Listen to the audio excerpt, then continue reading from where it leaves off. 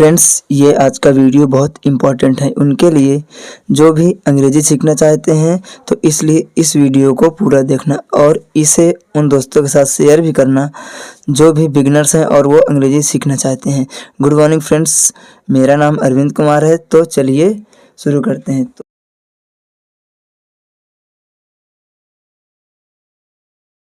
तो दोस्तों, आज हम सीखने वाले हैं, जैसे टेंस होता है ना, तो टेंस को सीखने से पहले हमें ऐसे कुछ चीज़ों की ज़रूरत पड़ती है जो कि हमारे लिए या जो भी बिगिनर्स होते हैं उनके लिए जानना बहुत ज़रूरी होता है। तो इसीलिए आज हम सीखेंगे कि जो हमारा सेंटेंस होता है, तो सेंटेंस क्लासिफिकेशन 2, यानी कि सेंटेंस हमारा 2 टाइप्स के होते हैं। फर्स्ट टाइप जिसमें हमारा इम्परेटिव सेंटेंस आता है, एडजेक्टिव सेंटेंस आता है, इंट्रोगेटिव सेंटेंस आता है, ऑपरेटिव आता है और भी एक सेंटेंस और भी आता है। तो आज हम उसको ना सीख कर, तो गाइस चलिए देखते हैं आज हम सेंटेंस क्लासिफिकेशन 2।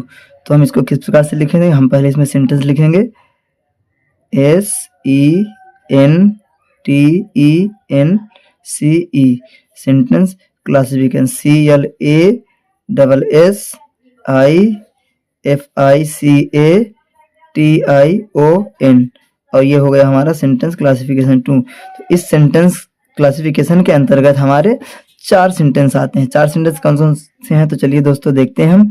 तो जो हमारा फर्स्ट वन सेंटेंस है, ये हमारा होता है अफर्मेटिव सेंटेंस। अफर्मेटिव सेंटेंस जिसको हम हिंदी में साधारण वाक्य भी बोलते हैं। अफर्मेटिव सेंटेंस SENTENCE गाइस, लेकिन इसको हम सिंपल सेंटेंस भी बोल सकते हैं और इसको हम हिंदी में बोलते हैं साधारण वाक्य। साधारण वाक्य हमारा ये हो गया। और इसका जो दूसरा नंबर होता है, दूसरा नंबर गाइस होता है, दूसरा नंबर होता है हमारा निगेटिव सेंटेंस। क्या होता है guys? Negative sentence. Negative sentence NEGATIVESENTENCE sentence. इसको हम हिंदी में बोलते हैं नकारात्मक वाक्य। नकारात्मक वाक्य का मतलब होता है कि किसी भी चीज को मना करना। नकारात्मक वाक्य हमारा हो गया। अब नकारात्मक वाक्य के बाद हमारा तीसरा सेंटेंस जो होता है गाइस, तीसरा हमारा सेंटेंस होता है इंट्रोगेटिव सेंटेंस। कौन सा सेंटेंस?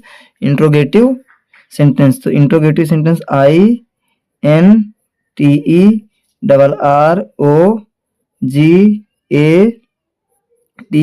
INTERROGATIVE, interrogative sentence. इसको हम हिंदी में बोलते हैं प्रश्नवाचक वाक्य। क्या बोलते हैं गाइस? प्रश्नवाचक वाक्य।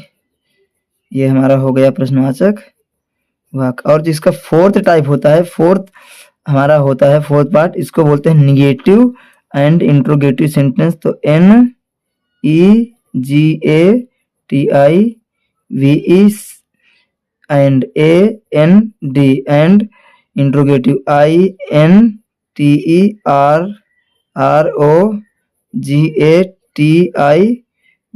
Interrogative sentence SENTENCE। और इसको हम हिंदी में बोलते हैं नकारात्मक एवं प्रश्नवाचक वाक्य। प्रश्नवाचक वाक्य।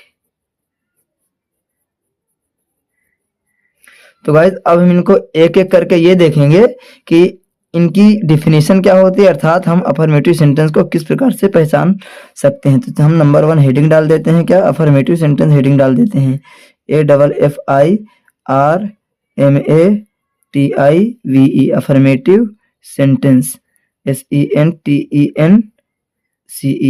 तो गाइस चलिए हम इसको देखते हैं। तो इस सेंटेंस में SENTENCE सेंटेंस में ना तो नहीं शब्द आएगा और ना ही कोई इसमें प्रश्न पूछा जाएगा। कोई इसमें प्रश्न पूछा जाएगा।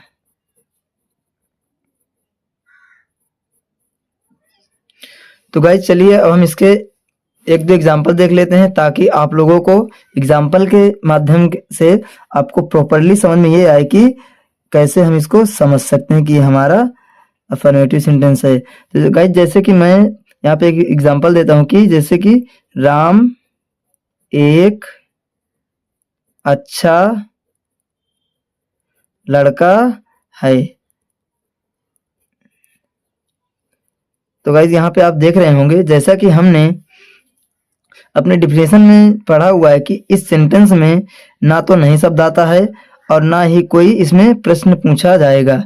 इसका मतलब यह है कि आप देख सकते हैं इस जो हमारा सेंटेंस है ये वाला, इस सेंटेंस में कोई भी नहीं शब्द हमें नहीं दिख रहा है और इसमें कोई भी प्रश्नवाचक शब्द नहीं दिख रहा है। तो इसका मतलब ये हुआ कि ये हमारा कौन सा सेंटेंस है, ये हमारा हो गया अफर्मेटिव सेंटेंस। इसको इंग्लिश में हम बना सकते हैं Ram is a good boy. तो गाइज अब हम दूसरा नंबर देखेंगे, हम दूसरी हेडिंग डालते हैं निगेटिव सेंटेंस। जैसे ही हम दूसरी हेडिंग डालते हैं तो निगेटिव सेंटेंस का हिंदी होता है नकारात्मक वाक्य, SENTENCE। और गाइज इसका हम हिंदी इसलिए नहीं लिखेंगे क्योंकि ऑलरेडी हम आपको ऊपर बता चुके हैं कि इसका हिंदी क्या होता है, तो इसलिए इसका हिंदी हम नहीं बताने वाले हैं। तो गाइज देखिए इस सेंटेंस को गाइज हिंदी में वाक्य बोलते हैं, तो आप इसे वाक्य भी बोल सकते हैं। इस सेंटेंस में नहीं शब्द तो आएगा, यानी कि इस सेंटेंस में नहीं शब्द आएगा लेकिन कोई भी प्रश्न नहीं पूछा जाएगा। इसका मतलब ये हुआ गाइस कि इसमें नहीं शब्द तो आएगा लेकिन कोई भी प्रश्न पूछा नहीं पूछा जाएगा, ये हुआ गाइस। तो अब हम इसको एग्जाम्पल के जरिए से समझते हैं कि ये कैसे हमारा आए, क्योंकि एग्जाम्पल के जरिए आप और बेहतर से इसको समझ पाएंगे। तो गाइस आप देख रहे होंगे कि एग्जाम्पल जैसे हमने लिख दिया है कि राम एक अच्छा लड़का नहीं है। तो गाइस आप देख पा रहे होंगे कि जैसे कि हमने डिफिनेशन में पढ़ा है कि इस सेंटेंस में नहीं शब्द तो आएगा लेकिन कोई भी प्रश्न नहीं पूछा जाएगा। तो आप देख सकते हैं गाइस इसमें नहीं शब्द तो आ गया है लेकिन इस सेंटेंस में हमारा कोई भी प्रश्न पूछा नहीं गया है। तो इसको हम ट्रांसलेट करेंगे राम इज, जब भी निगेटिव होता है तो हम सहायक क्रिया के बाद नॉट का प्रयोग करते हैं। तो Ram is not a good boy. तो गाइज हमारा तीसरा पॉइंट होगा इंट्रोगेटिव सेंटेंस, INTERROGATIVE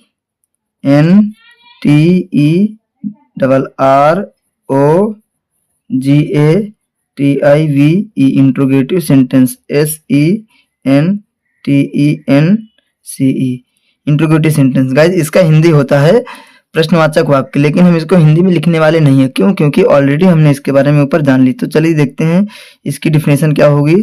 तो इस वाक्य को आप सेंटेंस भी बोल सकते हैं, वाक्य या सेंटेंस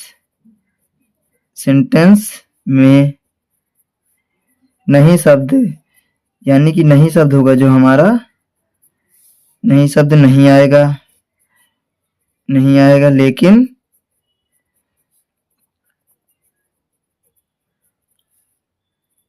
इस वाक्य में प्रश्न पूछा जाएगा गाइस, यानी कि हमारा इस वाक्य में नहीं शब्द नहीं आएगा लेकिन प्रश्न पूछा जाएगा। तो गाइस चलिए देखते हैं, अभी हम एग्जाम्पल के थ्रू समझ लेते हैं कि इसका क्या मीनिंग है, क्या मतलब है। अभी हम एग्जाम्पल के थ्रू सब कुछ समझ लेते हैं। तो गाइस एग्जाम्पल हम जैसे लिखते हैं, एग्जाम्पल 1, क्या राम एक अच्छा लड़का है। क्या राम एक अच्छा लड़का है। गाइस अब जैसे कि देख सकते हैं कि अकॉर्डिंग टू द डिफिनेशन इस वाक्य या इस सेंटेंस में नहीं शब्द नहीं आएगा। देख सकते हैं आप, इसमें कहीं भी नहीं शब्द नहीं आया है लेकिन इस वाक्य में प्रश्न पूछा जाएगा। प्रश्न मतलब ये हमारा प्रश्नवाचक शब्द है। तो इसलिए हम समझ लेंगे कि इसमें प्रश्न पूछा गया है। प्रश्न ये पूछा गया है, क्या राम एक अच्छा लड़का नहीं है, यानी कि आप इसका रिप्लाई कर सकते हैं। और गाइज आपको ध्यान ये देना है कि इस सेंटेंस में आपको लास्ट में क्वेश्चन मार्क का चिन्ह जरूर लगाना है, क्योंकि अगर आप क्वेश्चन मार्क का चिन्ह नहीं लगाते हो तो सेंटेंस को पूरे तरीके से गलत माना जाएगा। तो चलिए फ्रेंड्स हम इस सेंटेंस को ट्रांसलेट कर देते हैं। तो is Ram a good boy, ये हमारा हो गया इसका ट्रांसलेशन। तो गाइज इसमें भी आपका जो ट्रांसलेशन इंग्लिश से करोगे और हिंदी से, चाहे वो हिंदी से हो या इंग्लिश से, आपको उसमें ये वाला चिन्ह लगाना नहीं भूलना, क्योंकि अगर आप क्वेश्चन मार्क चिन्ह लगाना भूल जाते हो तो ऐसे सेंटेंसों को गलत कर दिया जाता है। तो गाइज अब आपको एक बात और ही बताना चाहूंगा कि हमारा जो इंट्रोगेटिव सेंटेंस होता है ना, इसमें दो टाइप के होते हैं। पहला टाइप तो हमारा हो गया जब क्या शब्द पहले आए, क्या पहले आए इन द सेंस कि इसको हम डायरेक्ट इंट्रोगेटिव सेंटेंस भी बोल सकते हैं। और दूसरा हमारा सेंटेंस वो होता है जो इसमें WH फैमिली बीच में आती है। WH फैमिली का मतलब हमारे ये है कि WH जो वर्ड होते हैं जैसे क्या, क्यों, कैसे, वो सब जब बीच में आते हैं तो उसको हम इनडायरेक्ट इंट्रोगेटिव बोल सकते हैं। तो चलिए एग्जांपल के थ्रू देखते हैं। जैसे राम एक अच्छा लड़का क्यों है। तो गाइज आप देख सकते हैं जैसे कि आपने डिफिनेशन में देखा कि इस वाक्य या सेंटेंस में नहीं शब्द नहीं आएगा, लेकिन इस वाक्य में प्रश्न पूछा जाएगा। जैसे कि आप देख सकते हैं इसमें ये है हमारा प्रश्नवाचक शब्द, तो इसलिए इस प्रश्नवाचक शब्द को हम पहले लिखेंगे वाई।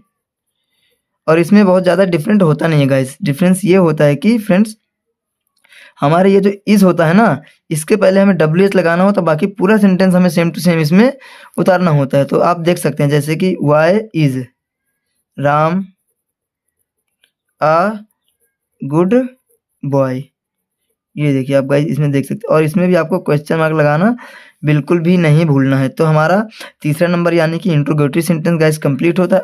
तो गाइज हमारा चौथा पॉइंट है negative and interrogative sentence. Negative NEGATIVE and AND, interrogative INTERROGATIVE, sentence SENTENCE।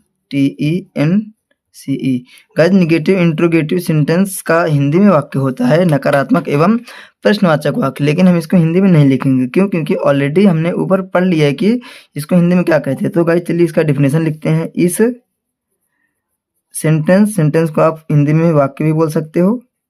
Sentence में नहीं शब्द आएगा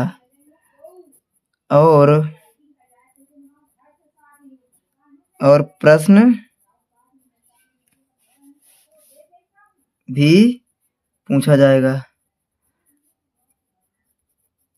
पूछा जाएगा। तो गाइज इसकी डिफिनेशन ये है कि इस सेंटेंस में नहीं शब्द आएगा और प्रश्न भी पूछा जाएगा। तो गाइज चलिए अब हम इसको एग्जाम्पल के थ्रू समझते हैं कि ये एक्चुअल में कैसे होता है या क्या समझते हैं। तो चलिए देख लेते हैं। फर्स्ट वन हम देख लेते हैं, क्या राम एक अच्छा लड़का नहीं है। अब गाइस इस सेंटेंस में भी आप क्वेश्चन मार्क लगाना बिल्कुल भी मत भूलिएगा, क्योंकि जहाँ पे हमारा इंट्रोगेटिव होता है, अगर इंट्रोगेटिव सेंटेंस आ गया तो इंट्रोगेटिव सेंटेंस में हम क्वेश्चन मार्क लगाना बिल्कुल भी नहीं भूलते हैं। तो गाइज आप देख सकते हैं कि इस सेंटेंस में नहीं शब्द आएगा, यानी कि नहीं शब्द आया हुआ है और प्रश्न भी पूछा जाएगा। और आप देख सकते हैं कि यहाँ पे क्वेश्चन वर्ड यानी कि हमारा प्रश्न भी पूछा गया है। तो चलिए अब हम इसको ट्रांसलेट कर देते हैं। तो इज राम। और गाइज जब भी हमारा सेंटेंस निगेटिव एंड इंट्रोगेटिव होता है तो हम हमेशा सब्जेक्ट के बाद नॉट का प्रयोग करेंगे। तो is Ram not a good boy, ये हम इसमें भी क्वेश्चन मार्क लगाना नहीं भूलेंगे। अब चलिए हम इसका दूसरा टाइप देख लेते हैं। दूसरा टाइप जो हमारा WH फैमिली बीच में आता है। WH फैमिली को आप क्वेश्चन वर्ड भी बोल सकते हो, यानी कि क्वेश्चन वर्ड जो हमारा बीच में आता है। तो देख लेते हैं, राम एक अच्छा लड़का क्यों नहीं है। तो गाइस आप देख सकते हैं इसमें हमारा ये नहीं भी आया है और हमारा ये क्वेश्चन वर्ड वाला जो हमारा है क्यों ये भी आया हुआ। तो सबसे पहले हम इसकी मीनिंग लिखेंगे वाई इज राम। और अभी मैंने जैसे कि आपको बताया कि जब भी हमारा निगेटिव और इंट्रोगेटिव सेंटेंस होगा तो हमेशा हम नॉट होगा जो हमेशा सब्जेक्ट के बाद ऐड करेंगे। तो why is Ram not a good boy. तो आप ऐसे करके सीख सकते हैं गाइज। आपको अगर इंग्लिश सीखना है तो आपको ये जानना बहुत ज़रूरी है, इसलिए इसको आप अच्छे से समझिएगा और इसको अपने उन दोस्तों के साथ भी शेयर करिएगा जो भी इंग्लिश सीखने के इच्छुक हों या जिनकी इच्छा हो कि वो इंग्लिश सीखना चाहते हैं गाइज। चलिए आज के लिए इतना ही, मिलते हैं अगली वीडियो में।